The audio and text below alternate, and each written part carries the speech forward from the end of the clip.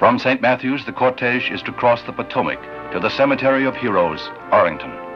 As the casket is returned to the caisson, there comes a family vignette that must take its place with those memories we hold warm and dear. A gentle reminder from his mother, and John celebrates his 3rd birthday with a soldier's farewell to his father.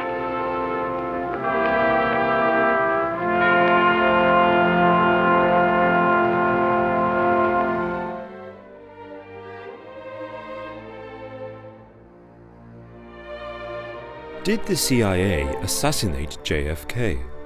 At first, it may seem far-fetched that the CIA would assassinate its own president. But the president and the CIA had a particularly tense relationship, notably due to Kennedy's preference for diplomacy over military action. The strain began very early on in JFK's presidency, with the disastrous Bay of Pigs invasion. Conspiracy theorist Jerome Corsi argues that the CIA forced Kennedy into approving the invasion of Cuba. Despite having little faith in the plan, and being reluctant to incur the wrath of the Soviet Union, the president agreed on the proviso that American-trained Cubans, and not US armed forces, would be used in the invasion. Believing he would give in, the CIA continued with a plan for an attack involving the US armed forces.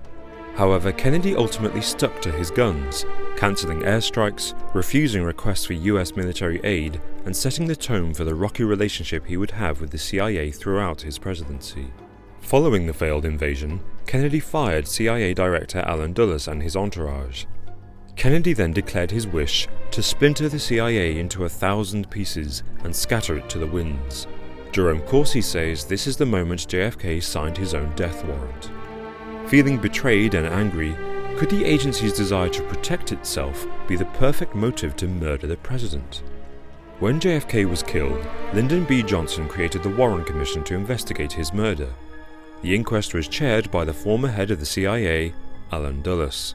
Having lost his job because of Kennedy's refusal to cooperate with his demands, Dulles was in the ideal position to cover up a CIA operation. It may therefore be no coincidence that the final report found that Oswald acted alone. As for the one man who could have revealed the truth, Lee Harvey Oswald, he was killed 2 days after the assassination, right outside the Dallas police station by Jack Ruby. Though Ruby claimed to have acted out of anger at the president's death, theorist Michael Collins Piper notes that he had previously worked as a gunrunner under the guidance of the CIA.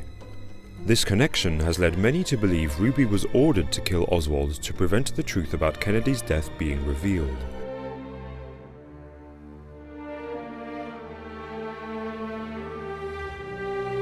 Did you kill the president? No, I've not been charged with that. In fact, nobody has said that to me yet.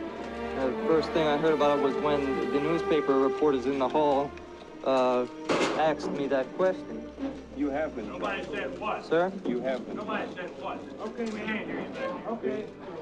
What did you do in Russia? Here he comes.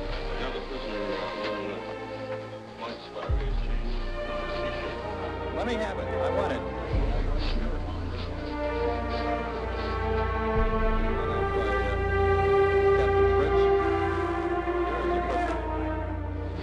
There is Lee.